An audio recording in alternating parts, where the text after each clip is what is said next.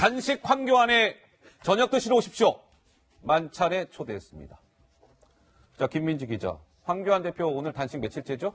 오늘 사흘째. 사흘째네요? 네, 그렇죠. 사흘째. 아시다시피 주청야국이라는 말이 있습니다. 낮에는 청와대, 밤에는 국회라는 얘기인데요. 아시다시피 황교안 대표 이 청와대 앞에 예. 천막을 칠 수 없기 때문에 밤을 지새는 건 천막을 칠 수 있는 국회에서 한다 이런 얘기입니다. 지금 이분할 화면으로 이제 낮의 모습, 밤의 모습 보여드리고 있는데요. 이렇게 청와대와 국회를 오가면서 단식 투쟁을 하고 있는 황교안 대표, 오늘 오전에 찾아온 사람이 있습니다. 최근 얼마 전 불출마를 선언하면서 한국 지도부에게 어떤 용단을 촉구했던 큰 소리 날렸던. 네, 김세연 의원이 찾아왔는데요. 어허. 이런 요구들을 미리 상의드리지 못해서 정말 죄송하다, 양해해달라 하면서 당이 거듭나는 계기가 됐으면 하는 충정에서 드린 말씀이었습니다. 라면서 이제 격려의 자리를 가졌습니다. 자, 어제 청와대 앞에서 단식을 하고 있는 황교안 자유한국당 대표를 강기정 대통령 정무수석 비서관이 찾아왔는데요. 이 자리에서 강 수석이요, 황교안 대표한테 초청 의사를 밝혔습니다. 근데 좀 이게 논란이 되고 있는 것 같네요. 자, 직접 목소리로 확인해 보시죠. 부산으로 내려가십니까? 5당 대표님, 원내대표님들 다 와서 힘도 없습니다. 근데 만찬 자리한 것이 이제 대표님 단식 중이신데 그러니까 어렵습니다만 그런 자리에서 힘좀 모아주시면 어떨까 이런 말씀을 드렸습니다. 예, 말씀 잘 핸드폰 내리세요. 그래서 어렵더라도 아무 요청도 국민을 위해서 선물을 해주시면 좋겠다.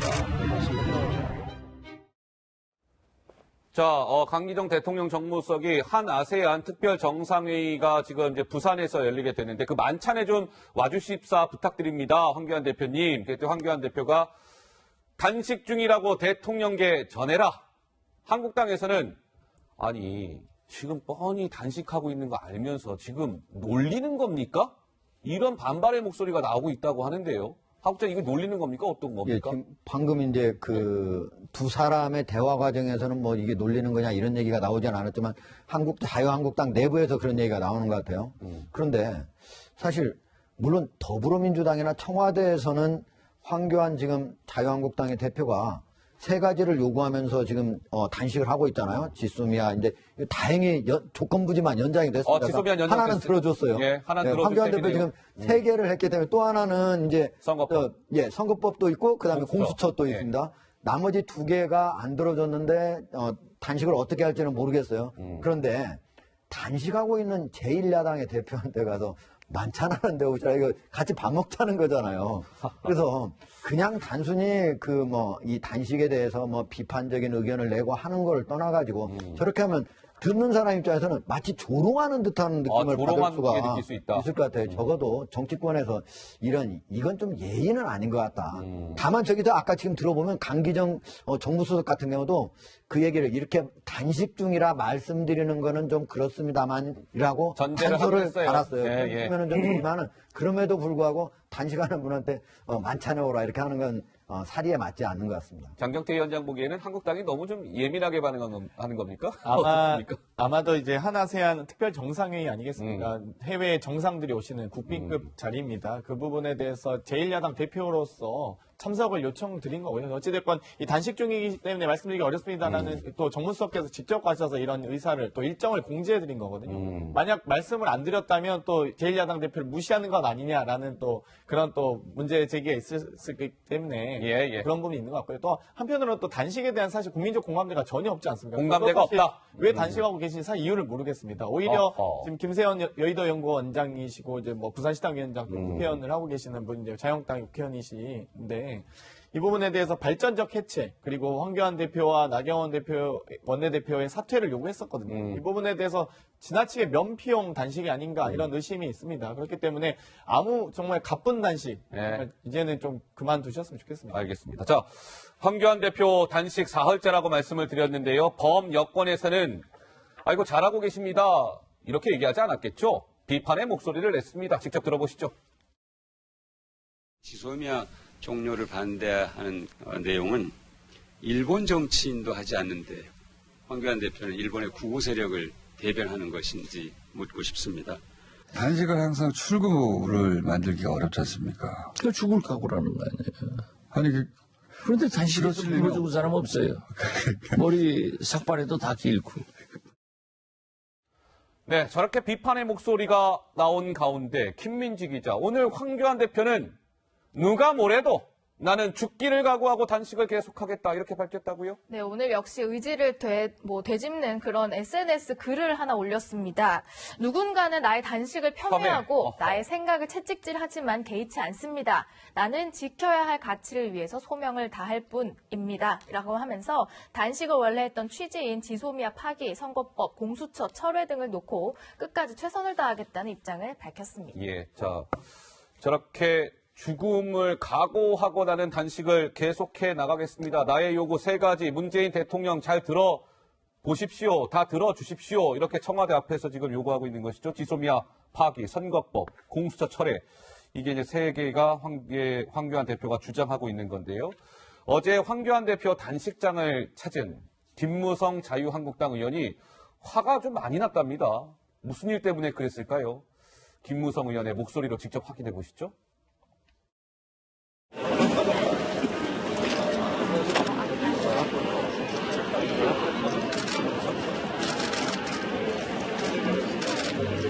여당의 대변인도 다른 당 의원들이 조롱하고 비하는 것이 우리나라 정치 핵심인데 조국이를 옹호하던 분들이 전부 지금 나섰단 말이에요. 박지원이, 이재정이 부끄러운 줄도 모르고 하여튼 그런 분들이 이번 선거에서 다 제거돼야 되는데 대표하고 같이 목숨을 그런 단식 투쟁을 하고 싶은데 우리 또 초점이 흐려질까 싶어서 지금 또 하고 싶으면 못하는 심정이고.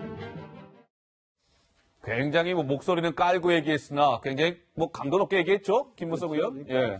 우선 제1야당의 대표가 목숨을 걸고 무기한 단식 농성을 한다는 정치 현실이 굉장히 무거운 상황입니다. 그다음에 여나 야나 이 상황을 무겁게 받아들이고 이걸 어떻게 전국을 다시 풀 수 있을까를 고민하는 것이 좀 정도라고 보는데 우선 저는 김무성 의원이 이야기한 그 박지원 의원이나 이재정 의원의 그 비판 저는 일리가 있다고 봅니다. 저도 사실은 박지원 의원이나 이재정 의원이나 그다음 민주당의 대변인에서 저 제1야당의 대표의 단식에 대해서 너무 비아냥거리고 조롱하는 듯한 논평을 내는 건 제가 볼 때 오히려 전국을 더 꼬이게 하는 것이지 전국을 풀게 하는 건 아니라고 보고요. 특히나 박지원 의원은 저도 한 말씀 꼭 드리고 싶은데 박지원 의원한테요? 남의 당 일에 저렇게 감나라 배나라 또 콩이어 파츠 하시는 거 이제는 그만 좀 하셔야 될 것 같고요. 그만 좀 하셔라. 그때 저 방송에서 그 이야기를 하셨더라고요. 황교안 대표한테 지금은 쇄신 타임이지 단식 타임이 아니다 그러는데 제가 똑같이 말씀드리고 싶은데 박지원 의원께 지금은 논평 평론 타임이 아닙니다.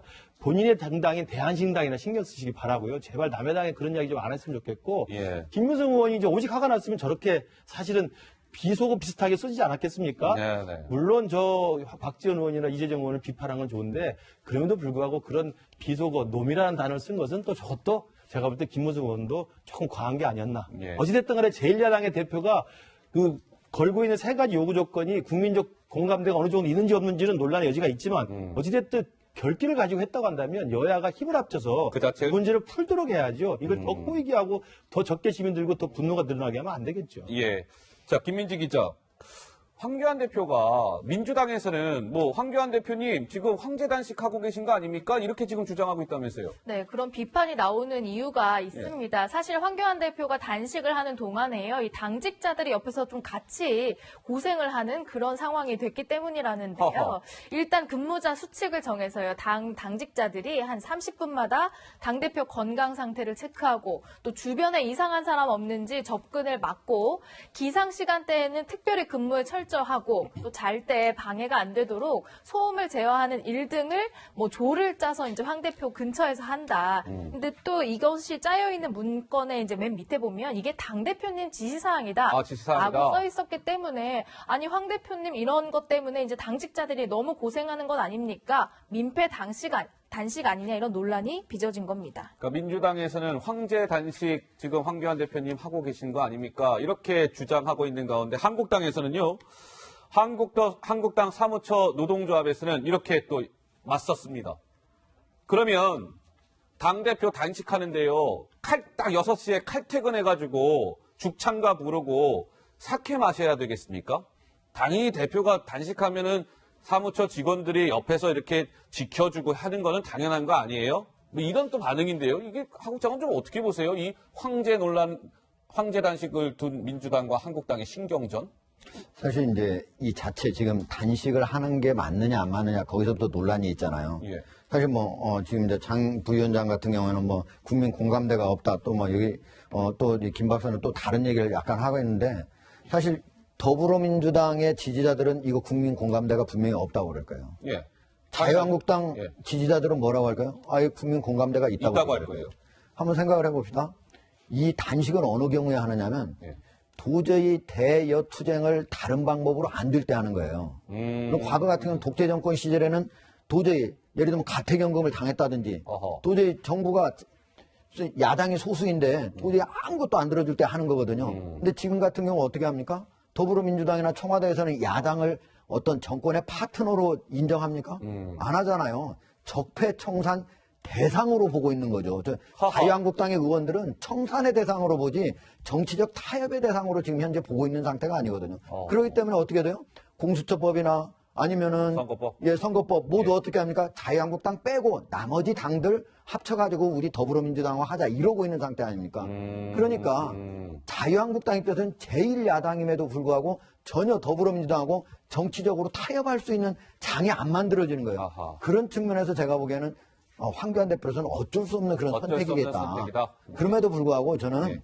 이 지금 당직자들 다 오전 8시부터 밤 8시까지 또 밤 8시에서 그 다음날 아침 8시에 근무하라 한 거 이것까지는 저는 네.